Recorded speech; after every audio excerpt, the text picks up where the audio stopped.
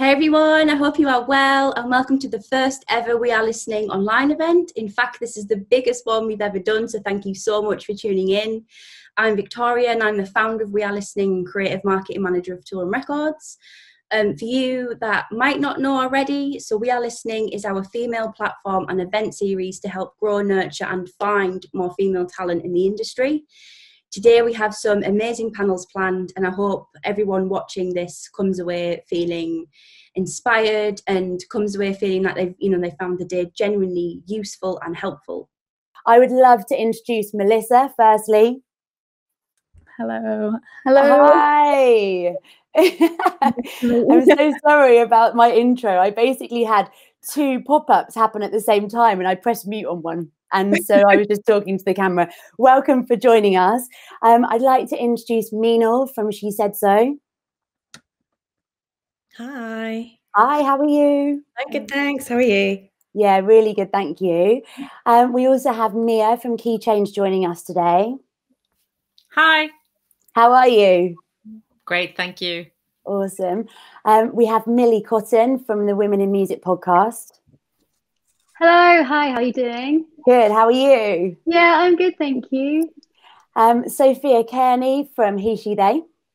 Hello, lovely Carly. Hi, everybody. How are you? I'm good, thanks. And lastly, we have Victoria Smith, who is the mastermind behind We Are Listening. So what I was trying to say when I was definitely on mute is over the last few years, the music industry has changed dramatically with delicate conversations being brought to the forefront and challenging discussions regularly held at boardroom level. Our industry is ever changing, and over the last few years, so many voices that might not have been heard previously are finally being listened to. So with the power of collectives and with collaborations, more conversations are being had, as well as more proactive steps to ensure more inclusivity for our industry. So what I want to put to all of you today is how can we work together to ensure that these conversations continue? What I'd love to start off with is just finding out a little bit about who all of you are, what platform you represent, and tell us a bit about what you do. And I'd love to come to you first, Melissa. My name's Melissa, or DJ name Melissa. I am the founder and project lead of Sisu, and work a lot with like the creative direction and stuff, and having a lot of fun in our career basically. So that's where I'm from. Awesome. Well, that's definitely part of it. Millie, I'd like to come to you and tell us a bit about what you do. Hi, so I'm Millie Cotton and I'm a DJ and the founder and host of Women in Music podcast, which is an inclusive platform sharing the stories and careers of acknowledged music industry members. The podcast basically just explores like what they do and how they got there, and then like the day-to-day of getting it done. So yeah, that's me. Love it. Sophia, tell us a bit about you. So my name's Sophia. I run a management company called The Win Wonderful with Stephen Brains, and we also have a brand called He, She, They, which we consider ourselves an open-minded house and techno rave and label and clothing brand for everyone. Brilliant. And you're absolutely flying. I've been loving to watch the progress of He, She, They over the last few years. You've smashed it. Thank you so much. That's so kind. Yeah, there's some really exciting discussions and things happening. So yeah, we're super happy that more bigger brands and clubs and everyone in the industry is like really up for change, and it's exciting. Meenal, coming to you. Tell us a bit about what you do. Hi everyone, I'm Meenal. I'm here on behalf of She Said So. For She Said So, I work as Global Head of Operations. If you don't know about She Said So, it's a global network of women and gender minorities who work in the music industry. Awesome. Mia, over to you. We love She Said So. I represent Key Change here today, but I also work at an organization in Sweden called Musikcentrum, which is a core partner in the Key Change project. The Key Change project is a project for equality in the music business, gender equality and representation, funded by Creative Europe. Wonderful stuff. And Vic, finally, tell us about you and what you do. Yep, so I am the creative marketing manager at Toolroom and I'm also the founder of We Are Listening. I'm sure everybody knows about We Are Listening, but the aim of this platform is to grow, find and develop more female identifying producers and DJs within the dance music industry. That's awesome. Brilliant. So what I'd love to do is start with you, Melissa. When and why did you find Sisu? Tell us a bit about it. Yeah, I guess I never really explained what we do in that moment there. We are a platform that educates, inspires and showcases women and non-binary DJs and producers. And we run a variety of DJ courses, workshops, and mix series, radio shows across the world. And we really recently released a roster last year of 47 DJs, which has been really amazing. It started in 2017 at South Bank Centre. I just found that when I was trying to learn how to DJ when I was younger, it was quite it was just a male heavy space, and I also couldn't really afford the equipment. It was quite expensive, and still it's a little bit. So yeah, I worked together with South Bank and we created this 6-week-long course, and found that teaching in structure really helped as well, because especially if you're trying to self-teach yourself DJ, and it can be quite overwhelming. There's so much all at one time, and just kind of breaking it down and creating that journey really helps, and unfolding the equipment and all of those kind of things. And from this, it just sparked an amazing energy, and the course sold out, which kind of showed there was a real want and need for it. And from that, we just started doing events, and then took it to other places outside of London and met amazing people. And then vice versa, also venues would start approaching us saying we think what you're doing is great. And so it just kind of it tumbleweeded into this amazing thing. And yeah, we've grown a lot along the way. And so yeah, that's it. So since starting Sisu, what changes have you noticed in the music industry? I would say there is a lot of collectives, and I think that this is kind of helping with bridging communications and connectivity between individuals, communities, and venues and labels, and it's just growing like a network. And yeah, I think this is contributing towards we're working definitely towards a more inclusive space. And yeah, there seems to be a lot more spaces to make that happen. So brilliant. And this generation really does seem to be about setting up your own projects and doing things on your terms. And what I'd love to do is chat to you, Millie, about why you started your podcast.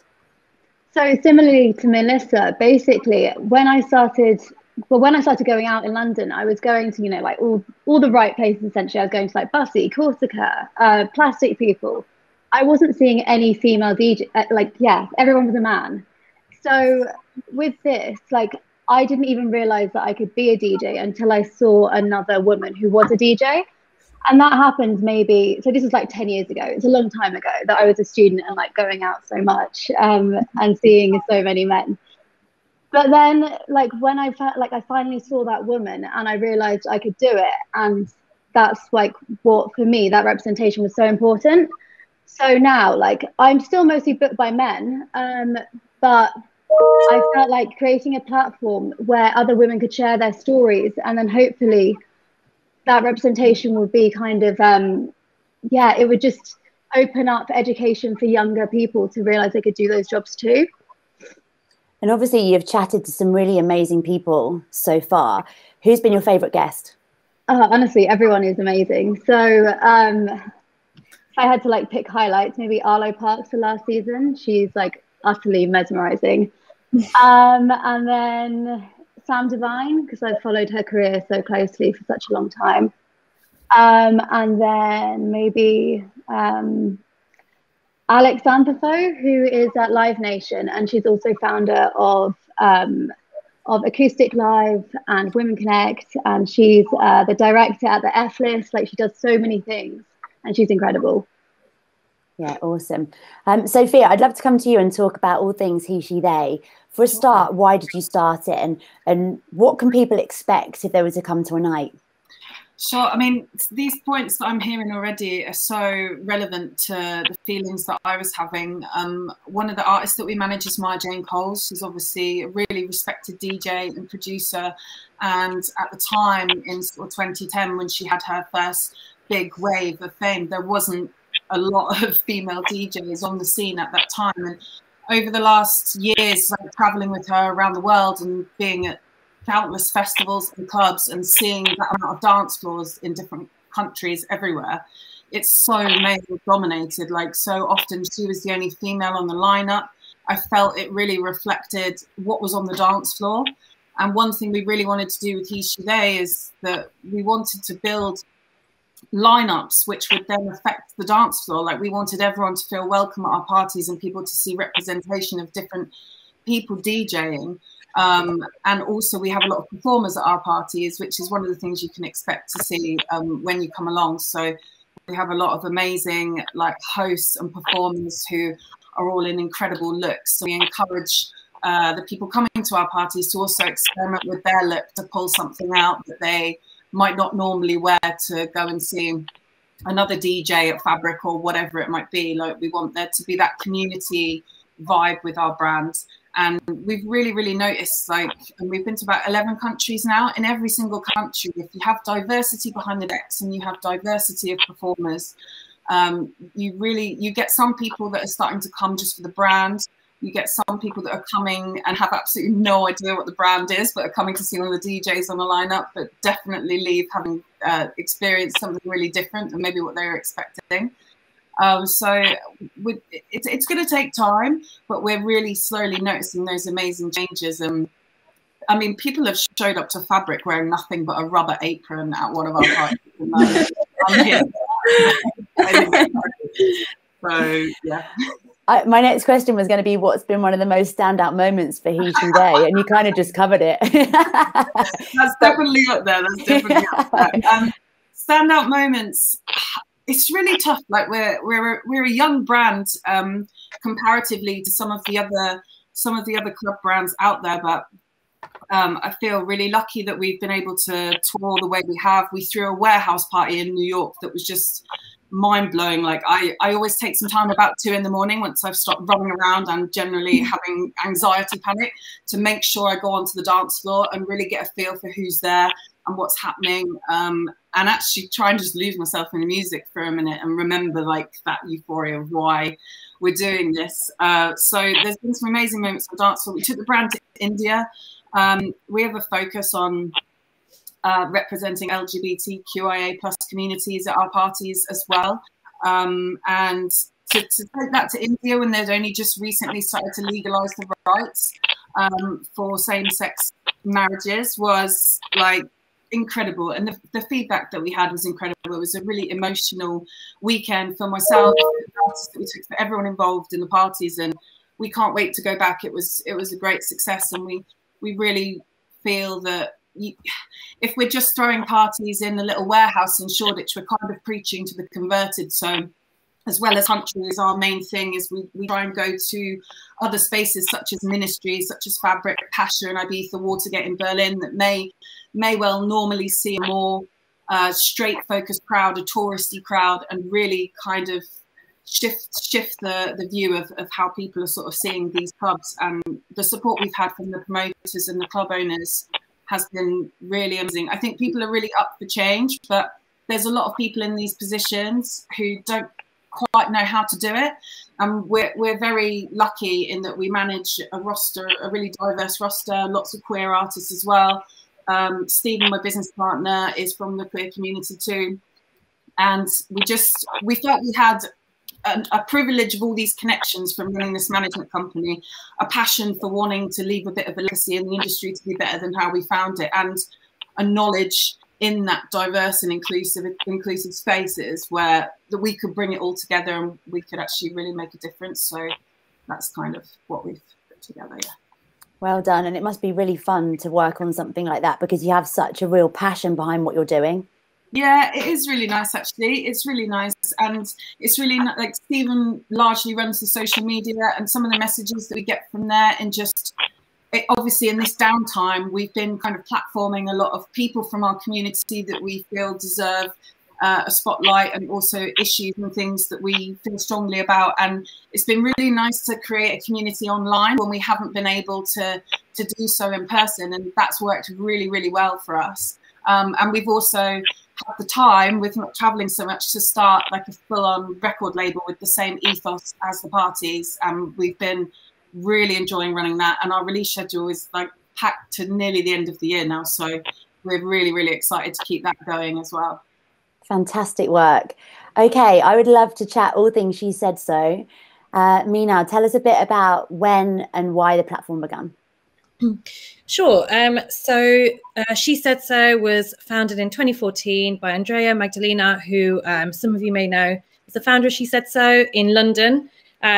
So what's been incredible is that in the 7 years it's been alive, I guess, it's now expanded into we now have 18 chapters all around the world, and we have 2 communities as well. We have an intersectionality community and a parenthood community. Fantastic. And what's your part in working for She Said So now? Tell us a bit about that. Yeah, so I kind of help Andrea with, I guess, everything. I also look after all the chapters. So, you know, connectivity is so important. I check in with all the chapters, see how they're doing, and see how we can further help and support them. Brilliant. So what's the most exciting project you're working on at the moment? Tell us a bit about that. So we had a very exciting and busy March with International Women's Day and Women's History Month, with so many activations with like YouTube and TikTok. And we're working on some really exciting things now. But I think the things that I love the most is, so at the end of last year, we moved over to a new private hub. So we moved our network to this hub, and it's just so amazing to see it grow online. And, you know, I think 2020 and 2021 were the years of networking and connecting due to lockdown. And it's just amazing to see how all our local chapters have shifted and made things available and accessible for their communities. For me as well, personally, I'm so thankful to have that community during lockdown, just to have, you know, spaces to check in with other people and things like that. So I think that's the most exciting thing for me. We also hold community recesses every month, so people all around the world can connect and, you know, network, which is just amazing. Awesome. And it's been such a powerful community over the last few years. And, you know, not only during this time, but for business ideas and opportunities and people collaborating and connecting people from all across the world together. And I think as a network, you've done that so brilliantly. Yeah, and that's the most exciting part of my job, I think. I have been kind of in charge of curating the online Instagram lives. And it's really funny because we started in March and I thought, that's it, June, it'll all be done. We'll stop doing lives. But, you know, we're a year later in April now and we're still doing lives. And it's just been really amazing to kind of have that space for the community. A lot of our lives are run by the community, for the community, which is just, you know, amazing. Well done. Okay, Mia, I'd love to come to you and talk about all things key change. Obviously, one of the things that you're really focused on is really accelerating change and to create a more inclusive music industry for both past and future generations. What would you say are some of your key projects that you've loved working on? Since we released phase 2 in 2019, we've had a phase going since 2017, and I jumped on in the fall 2019. I had the privilege of doing the first key change IRL network session, the full network session, which was in February 2020. So I had 74 participants from 12 countries and partners from 12 countries in Stockholm. We were around 100 people. We met IRL, do you remember? We had the most amazing talks. We had vegan food. There were kids running around. People were sitting breastfeeding. And people weren't drinking, but they were talking and talking and talking and talking and just having the most chats you can imagine. These people being presented with themselves from other countries. So that was a fantastic experience, even though I ran around cooking coffee most of the time. but it was nice.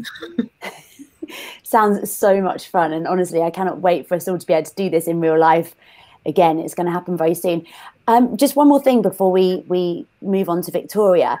Do you think the music industry is making the right moves to promote and spotlight and push forward more gender minorities? It's a very hard question for someone who surrounds herself with only people who are so focused on this question. So for me to know what the music industry do is very hard. But since we are needed, and since people obviously sometimes are even provoked by us existing, so absolutely, we are definitely needed out there. But I don't see that version anymore. I used to tour, and then I was, most aware when I started out. Great work. Now, Vic, I'd love to come on to you. Tell us a little bit about the aim of We Are Listening. Yeah, so we started We Are Listening back in 2018. And the platform kind of came, it's a very organic thing that we've grown at the label. We just kind of noticed the gap of demos we were getting from men versus what we were getting from women.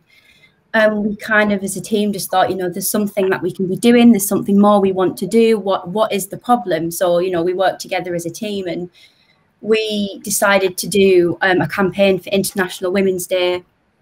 And we actively went out seeking for more female talent for Toolroom, because we thought if we're not getting the demos, let's be proactive. Let's do something about this. So we said to everybody sending demos, we're going to give you some A&R feedback. Maybe you can rework the tracks, send them back to us. And again, that kind of opened that first barrier of, being a female producer, with having that one-to-one with the record label, and, the A&R team got involved. So we did that, 2018. And we just had so many demos from that first session. It was incredible. I think we had about close to 150 demos. So that was really good. And then the next year we said, right, let's do it again. But we said, we know people are interested. We know people want to give their music to Toolroom. So let's do something bigger and better, and let's be even more proactive. And this is where We Are Listening came from. And it's now an event series, an online conference. And yeah, it's just something, we've all been working really hard towards behind the scene. And our aim is simply to grow, find and nurture more female talent within the industry. That is the We Are Listening ethos, and that is what we're behind and what we support. And I think the platform has given people so many great opportunities. I'm part of She Said So. I'm part of, I've been to Red Bull, and I think one of the most important things to me is when you create these safe spaces that allow people to learn and grow and collaborate. And there's something so special in that because I'm part of these networks, and they really help. And I think there's something really special about people coming together as a force of change. And so that's where We Are Listening came from. So what's your favorite aspect of the program? Oh, this is so hard. So for the first event, actually, what we do, we have some amazing facilities in our office. So we actually invited, I think it was about 30 girls to the office, and we set up different sessions. So there was a marketing session, an A&R session. There was a little mixer and drinks at the end so everyone could collaborate. And there was, what else did we do? There was a talk from the music team, and everyone kind of moved around in sections. So it was a full educational day, programmed a proper, day at school maybe. It was really good. And I would say the sessions that I always look forward to is the A&R sessions at the very end of the day. And with these, we encourage girls to bring with them a demo. And then we all sit in a group, and it becomes a little listening party. And then all the girls get feedback on their tracks as well. And it's just the energy and the vibe, and everybody being together, and everyone's clapping, and it's this whole network of support. And it's hard to really, Sophia was saying, it's hard to really put into words how special these events are when you can't be together right now. But yeah, I would definitely say it's the A&R sessions that are so powerful. And we've actually signed tracks direct from these sessions. We signed Maxine, Sophia, Vicky Scott, Phoebe, and as well, which I think is really important, is girls on this platform have actually become friends. Some of the girls are writing tracks together in the studio. Some of the girls have done residencies in Ibiza and Amsterdam, And it's like, without these collectives and without these platforms, these relationships just wouldn't happen, whether that be girls connecting or, you know, as a record label and an artist. And I think, you know, we're very approachable, and we're just trying to, you know, knock down them barriers of, you know, we are listening, we are here, we, you know, we want to create this space and we want to be proactive. I just think what you've done is absolutely brilliant, and it's helped me no end. I remember coming along to the We Are Listening event, and I was actually really nervous, and I was just a bit like, okay, but then I met this group of girls who I hope a load of them are going to be watching today, and you know, you stay in touch with them and you collaborate and you have each other's backs and you share each other's stuff online, and you know, that's when change really happens, when you actually actively there helping each other out. And you know, well done, Vic. Honestly, what you've done is outstanding. Thank you very much. No, but you know, it wouldn't be possible without all the girls part of this. And it's kind of, I don't know, it's just, I think, well, we can't be together. And there's also an online group, a private Facebook group that we all connect in. And it's been a privilege really to have been a part of so many, you know, so many journeys, and to work with other women as well. As, you know, it's opened so many doors, and discussions like this. It really has been an incredible project for us. Well done. Okay, Melissa, I'd love to chat to you a bit more about Sisu. What would you say has been some of the biggest moments for Sisu so far? Sorry, muted. I would say definitely releasing. We did something similar. We did like an active call out for DJs to try and really establish our roster, but also like grow outside of our community as well. And we had an amazing response from across the world, and going through all of the submissions and finalizing that roster with artists from now, like in Brazil and Berlin and Spain, loads in London and in the north of England as well. And it's just I think creating that, we released that just after lockdown happened as well, so we kind of had this mission of, we've got all these DJs and we are still going to make amazing things happen. And it, as unpredictable as it was, I think there definitely there's been such a nice space in our community that we've been having regular meetings online, and we did a call out to everyone, like what will benefit you the most as an artist, and how can we help make that happen as a community, and set like 1 or 2 or 3 goals with the girls, and tried to make those happen in this time. So that's been really nice, like the meetings and peer-to-peer learning as well. So some of the artists have been teaching Ableton workshops that are producers, and then some of them have been doing like SoundCloud lessons, and it's really helping everyone to learn them skills to further themselves as an artist and get to where they want to be. So that was a nice moment doing that. So for anyone watching that wants to get involved with Sisu, how can they send you radio mixes? What's the best way to do that? Our Instagram, we're quite responsive on there. It's at Sisu Crew. We've also got our email, which is info@sisucrew.co.uk, and we've got our website and stuff. And yeah. What would you say are some of the next plans then for the platform? I guess we've been really solidifying our education over the past year or so. We've been figuring out different ways of where we're going to go with that, and with education being at our core, we want to make sure that still filters through everything that we do. And as well, over the past year, our team's grown. We've got a really special team at the minute who are working in incredible synergy, and I think just like fostering that is helping to filter through the magical energy that is created from these platforms, as everyone seems to have in common from their platforms of and just working to continue to make that great, to help people, and bridging connections as well, to create opportunities for people, and just reaching out as much as possible, really. I think when you do good stuff, people are naturally drawn to what you're doing. So that seems to be the case for everybody on here. Millie, I'd love to chat to you a little bit more about your platform and what's next, because obviously things have grown for you as well. Yeah, I mean, it's still really, really new, to be fair. So we've got things coming up, like I want to hold events and workshops, which you guys are already doing, and you're doing it so well. So yeah, to get lots more women involved, because at the moment it is mainly just me having a conversation with someone else on a podcast, and it's amazing because it's really in depth. And so the questions that I get to ask women about their careers and the depth that we go into, it's incredible. But I do want to take it like that one step further and it be more of a community. Yeah, so I think that's what's next, really. Awesome. And Sophia, what's next for your platform? Are you going to be doing any UK or global parties that we should be keeping an eye out for? Yeah, so we have one party announced at the moment, which is Brighton Pride. So we're doing an evening club show on the Saturday night. We've got just the most incredible lineup for that one. It's like just her, Clava, Cyrita, Maze and Masters, Searcher, Shanty Celeste, and Waxwings. So like very excited for that. Very much hoping it goes ahead. And then we've got a show at Fabric on the 11th of September. We love the Fabric family and we're really excited to go back there. So keep an eye out for that one being announced soon. As I said, we're planning also a US tour at the end of this year, beginning of next year.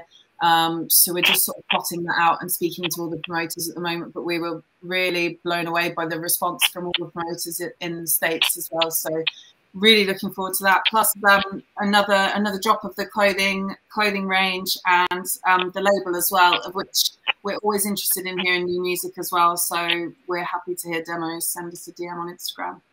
Brilliant. Now, talking of things globally, not only have he, she, they done things where that you're reaching all different parts of the world. She Says So have done the same. Mina, you now operate in 18 places worldwide. What makes all of those chapters unique? Tell us a bit about that. Absolutely. But first, oh my gosh, Sophia, I'm at all the events with bells on. I can't wait.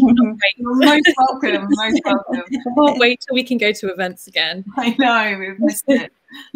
Yes, yeah. So we're in 18 different I won't say countries, but parts of the world, because some are kind of cities. And it's just really amazing because they're all organically formed. It's someone in that place who wants to form a She Said So chapter, and they know their market so well. They know how to support their community so well. So all different markets have different ways of communicating. And so we're here just to support that. And it's amazing because if someone moves, for example, if I move to New York next week, I can kind of put a message in the community hub and you've got a ready-made network there. You know people already. So it's just lovely. Fantastic. Mia, I'd love to talk a bit about Key Change and everything that's next for you and the program. What other projects have you got coming up? Yeah, and I must apologize for answering your last question so stupidly, because of course there's a need for us in the music industry. And I was thinking, we create our Friday figures every Friday, which is something that we try to communicate, where we look for bad numbers and good numbers in the music industry regarding gender representation. And the bad numbers are never hard to find, but I have a hard time every week finding the good numbers. So check that out if you want to see why we're here, and also how COVID has affected this issue, as you all probably are well aware, but if anyone is listening and wants to update themselves. But we are looking forward to, actually, I'd say this time we are prepared, I'd say, because we have a selected cohort of participants. This is not like a voluntary network that we have, but the people who are in our network are selected via our professional partners, who are festival people that offers showcases and panels to our selected cohort. So we failed to do what we set out to do last year, since everything was cancelled, and we will do what we tried to do last year, but we will do it COVID proof this year. So but we know how to do it. We've done it, we had the spring of COVID, we had the summer of COVID.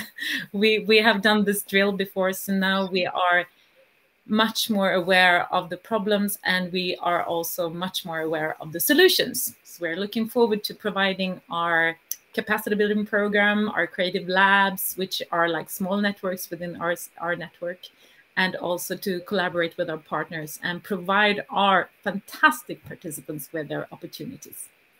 Fantastic stuff. And honestly, it's such an honor to sit here and see the work that all of you have done, because you've worked so hard within your fields and have made such a difference. And the panel is nearly towards the end. So what I'd love to do is throw a question out to all of you. What would you like to see happen from here? Obviously, there's been so much work done over the last few years, but what would you like to see happen from here? Vic, would you like to take that, or does anyone else want to jump in? I mean, I can kind of do it from like a We Are Listening like music perspective.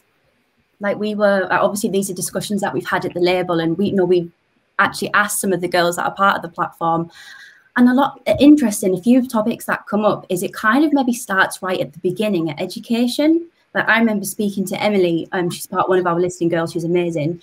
And I was having a really candid chat with her, and she said, look, I'm on a college course, I'm surrounded by a load of men, but when I look around the college, there's no promotion for girls either.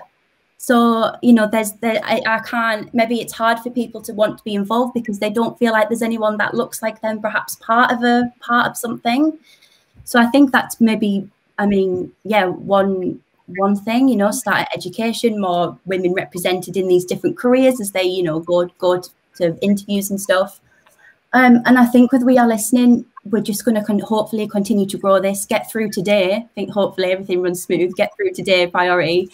And then who knows, like where this could go. Like I would love to turn this into a club night. I love what Sophia has done.